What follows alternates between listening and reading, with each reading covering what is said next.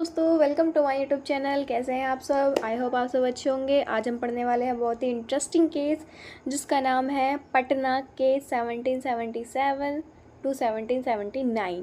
ये एक civil case भी है और ये हिस्ट्री में बहुत ज़्यादा इम्पोर्टेंट क्वेश्चन है जो हर साल एलएलबी और बीएलएलबी स्टूडेंट्स के पेपर में हर साल आता है। आप चाहे प्रीवियस पेपर देखें, उसमें हर साल ये क्वेश्चन ज़रूर पूछता है पटना केस के ऊपर। आइए दोस्तों स्टार्ट करते हैं हम अपना पटना केस। सबसे पहले हम इसमें पढ़ेंगे main character in this case की इस केस के मेन कैरेक्टर कौन कौन थे।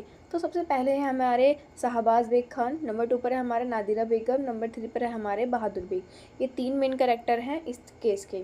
ये जो केस है बिटवीन 2 पीपल्स के बीच में केस है। नंबर 1 नादिरा एंड जो विडो हैं किनकी, शाहबाज बेग खान की, और बहादुर बेग जो नेफ्यू हैं किसके, शाहबाज बेग खान के, इनके नेफ्यू हैं। दोस्तों जानते हैं importance of the civil. In the expose the defects of exiting system of judicial administrations in Musaffil court. This case was majorly discussed in 3 courts. जो ये केस था majorly 3 courts में डिस्कस हुआ था। Number 1 the provincial court of Patna, number 2 सदर दीवानी अदालत and number 3 the supreme court. ये ऐसी 3 अदालत थी जिसमें पटना का केस गया था। आइए देखते हैं क्या क्या थे इनके फैक्ट्स। तो सबसे पहले हम फैक्ट्स में पढ़ेंगे कि आखिर इस केस में ऐसा क्या हुआ था कि इन दोनों के बीच में डिस्प्यूट अराइज हुआ था। आइए जानते हैं। Shahbaz Khan and Afghan military come to India from Kabul. जो शाहबाज बेग खान थे वो काबुल से इंडिया आए। He settle at Patna, come married Nadira Begum and earn a large amount of money. अब उन्होंने क्या क्या वो पटना में जाकर सेटल हो गए एंड उन्होंने नादिरा बेगम से शादी कर ली और उन्होंने बहुत सारे पैसे भी कमाने स्टार्ट कर दिए थे। After some time he called his nephew Bahadur Beg from Kabul to leave him. अब क्या हुआ, कुछ समय के बाद उन्होंने अपने भतीजे बहादुर बेग को भी काबुल से पटना बुला लिया। He also expressed his desire to adopt Bahadur Beg, his son, and make him the heir of property and then to retire from the world. अब उन्होंने अपनी इच्छा व्यक्त की अपनी वाइफ के सामने और उन्होंने कहा कि जो बहादुर बेग हैं मैं उन्हें अडॉप्ट करना चाहता हूँ अपने सन के रूप में और मैं उन्हें अपनी प्रॉपर्टी का वारिस घोषित करना चाहता हूँ और अपनी दिनचर्या अपने काम से मुक्त होना चाहता हूँ क्योंकि अब मुझे भी थोड़ा सा आराम चाहिए। 5th पर है हमारे but before he could give effect to his wish he died in December 1776। लेकिन उन्होंने क्या किया, मतलब अब इसके बाद क्या हुआ, जो शाहबाज बेग थे उनकी डेथ हो जाती है 1776 में।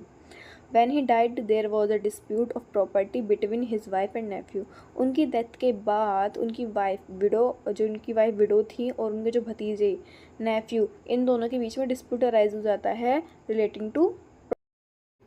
इसके बाद बढ़ेंगे हम provincial court of Patna. Bahadur Beg the nephew file the case in the provincial council of Patna claiming the property the capacity of being the adopted of the deceased property. अब जो बहादुर बेग थे उन्होंने नादिरा बेगम के खिलाफ केस फाइल किया फॉर द प्रॉपर्टी का। The widow of the other hand assist her claim to the set property on the basic of 3 documents. अब इधर जो नादिरा बेगम थी उन्होंने भी क्लेम किया और उन्होंने 3 डॉक्यूमेंट्स दिखाए अपने, dowry deed, gift deed and acknowledgement deed. तो अब इसमें क्या होता है, जो नेफ्यू होता है the nephew took the case to the provincial council at Patna praying that the Muslim law officers to the council's mufti and qazi may be directed to this case. अब जो बहादुर बेग होते हैं वो प्रोविंशियल काउंसिल से रिक्वेस्ट करके इस केस को मुस्लिम law officers के हाथ में दे देते हैं और वो केस उनके हाथ में चला भी जाता है। अब जो उस केस में जो होते हैं मुफ्ती एंड काजी होते हैं मे भी डायरेक्टेड रोल करते हैं इन दिस केस में। अब देखते हैं इसमें इसका क्या रोल होता है। The provincial council in instead on the deciding the case police over the Muslim law officers. अभी ये जो प्रोविंशियल काउंसिल का जो केस था अब ये मुस्लिम लॉ ऑफिसर्स के हाथ में आ गया था। नेक्स्ट है the Muslim laws officers carried out the directions of the provincial councils very strictly while dealing with widow. अब जो ये मुस्लिम लॉज थे वो प्रोविंशियल काउंसिल के अकॉर्डिंग स्ट्रिक्टली बिहेव कर रहे थे विडो के साथ, मतलब हमारी नादिरा बेगम के साथ। The widow being feared from her house with some of the title deeds, her female slaves and took the shelter in Dargah.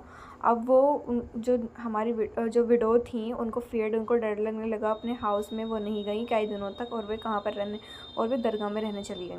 On the basic of evidence qazi reported on Jan 20, 1777 the widow against has failed to produce the dowry deed, so there was nothing to improve. अब जो काजी थे उन्होंने 1777 में ये proof कर दिया जो उनकी डाउरी डीड थी वो फेक है, वो किसी मतलब उन्होंने जो उनकी डाउरी डीड थी वो फेक है और उसको डिसप्रूव कर दिया गया। As regard to the other documents, namely gift deed, acknowledgement deed, the law officer suggested that they were invalid false। अब जो गिफ्ट डीड और एक्नॉलेजमेंट डेट थी उनको उन्होंने वो किया कि ये इनवैलिड है, इनवैलिड फोर्स की गई है।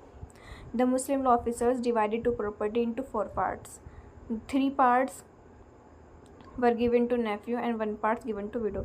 अब जो मुस्लिम लॉज थे जिसमें काजी और मुफ्ती थे उन्होंने क्या किया, प्रॉपर्टी के 4 हिस्से कर दिए, जिसपे से 3 हिस्से नेफ्यू को दे दिए और 1 हिस्सा उनकी विडो को दी और विडो को मिला। लेकिन अब क्या हुआ, जो नादिरा बेग थी वो इससे खुश नहीं थी क्योंकि उन्हें 1 ही हिस्सा मिला था और जो उनके नेफ्यू थे उन्हें 3 हिस्सा मिला था। The widow decline to expect the judgement and to the hand over the title deeds. She also refuse to return the family from dargah. अब वो थोड़ा सा अपसेट हो गई और वो दरगाह में रहने लगी, वो घर पर नहीं आई। सदर दीवानी अदालत Calcutta. After being harassment for few months, the widow appeals to the Sadar Diwani Adalat against the decision of provincial councils, but the former could no further appeal। अब क्या हुआ, जो नादिरा बेगम थी उन्होंने सदर दीवानी अदालत में केस फाइल किया, विद हरेसमेंट का केस फाइल किया था काजी मुफ्ती और नेफ्यू के ऊपर। आइए देखते हैं अब इसमें आगे क्या होता है। अब ये केस जाता है the supreme court. The widow file the suit in the supreme court then against the nephew, Qazi and Mufti from the absolute false imprisonment and entering house and taking the way of property and claim damage about to 6 lakhs rupees।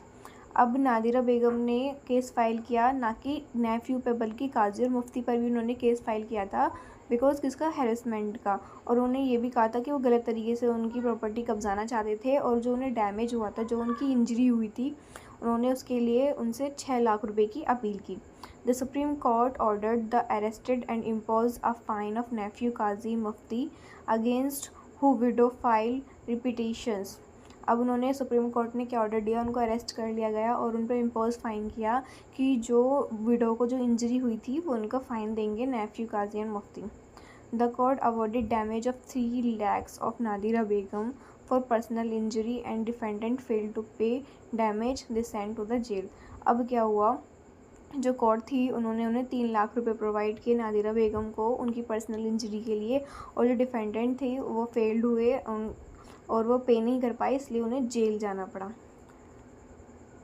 तो दोस्तों यही था बस हमारे case में। तो ये बहुत ही इंटरेस्टिंग केस है, इसमें हमारे 3 मेन कैरेक्टर दिखाए गए थे, शाहबाज बेग खान, नादिरा बेगम और तीसरे थे हमारे बहादुर बेग। जो शाहबाज बेग थे उनकी जो वाइफ थी उनका नाम नादिरा बेगम था और जो उनके नेफ्यू थे उनका नाम बहादुर बेग था। तो क्या होता है, जो शाहबाज बेग खान हैं वो काबुल से इंडिया आते हैं और सेटल हो जाते हैं पटना में। पटना में वो सेटल होने के बाद वो मैरिज करते हैं नादिरा बेगम के साथ और फिर वो अच्छा खासा कमाने लगते हैं, लेकिन उनकी कोई संतान नहीं होती। तो वो सोचते हैं कि जो काबुल में जो उनका नेफ्यू है वो उसे पटना में बुलाए। तो उन्होंने जो काबुल में बहादुर बेग थे उन्हें वापस बुलाया पटना में अपने साथ, और उन्होंने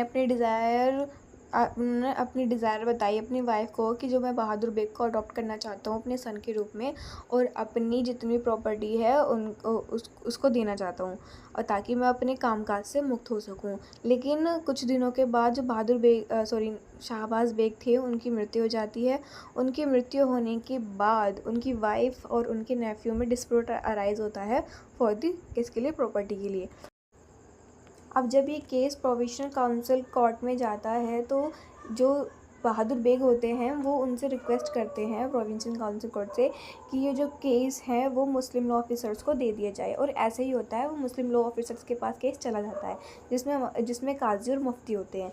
जब ये केस उनके हाथ में जाता है तो वो बहुत ही स्ट्रिक्टली बिहेव करते हैं फॉर दी नादिरा बेगम के साथ। तो जो नेफ्यू हैं बहादुर बेग और काजी और मुफ्ती, ये तीनों साथ मिले होते हैं और उनके साथ बहुत ही ज़्यादा मिसबिहेव करते हैं। उसके बाद क्या होता है, जो काजी और मुफ्ती हैं उन्होंने प्रॉपर्टी के 4 हिस्से चार हिस्से कर देते हैं। 3 जो होते हैं वो नेफ्यू के हिस्से में जाते हैं और 1 जो होता है वो वीडियो के हिस्से में जाते हैं। लेकिन नादिरा बेगम क्या होती है, इससे नाखुश होती हैं और वे सदर दीवानी अदालत में दोबारा केस फाइल करती हैं फॉर दी हैरेसमेंट का, जो इनके साथ उनकी पर्सनल इंजरी हुई थी। फिर ये कोर्ट जाता है सुप्रीम कोर्ट में, और सुप्रीम कोर्ट में नादिरा बेगम केस फाइल करती है नेफ्यू, काजी और मुफ्ती, ना कि नेफ्यू पे नहीं बल्कि काजी और मुफ्ती पे भी करती हैं, क्योंकि जो पर्सनल इंजरी हुई थी वो काजी और मुफ्ती के द्वारा ही हुई थी। अब क्या होता है, जो वो केस फाइल करती हैं तो काजी और मुफ्ती और नेफ्यू इन तीनों को सज़ा मिलती है, और जो नादिरा बेगम होती हैं वो अपनी पर्सनल इंजरी के लिए 6 लाख रुपए की डिमांड करती हैं, लेकिन कोर्ट उन्हें 3 लाख रुपए प्रोवाइड करती हैं, और काजी और मुफ्ती और जो नेफ्यू हैं जो पैसे नहीं दे पाते तो उन्हें जेल जाना पड़ता है। तो दोस्तों बेसिकली इस केस में यही था, इतना ही था। ये बहुत ज़्यादा ही इम्पोर्टेंट क्वेश्चन था और ये पेपर में हमेशा हर साल पूछा जाता है, तो उसको ध्यान से पढ़ना, और अगर आपको समझ में ना आए तो वीडियो दोबारा रिपीट करके आप ज़रूर देखना, आपको ज़रूर समझ में आएगा। अगर आपको ऐसे ही बहुत सारे इंटरेस्टिंग टॉपिक पढ़ने हैं for the related law, BLLB and LLB के लिए, तो हमारे चैनल को सब्सक्राइब करें, लाइक करें, कमेंट करना बिल्कुल भी ना भूलें कि आपको नेक्स्ट टॉपिक कौन सा पढ़ना है, ताकि मैं उसके लिए वीडियो बना सकूँ। Thank you.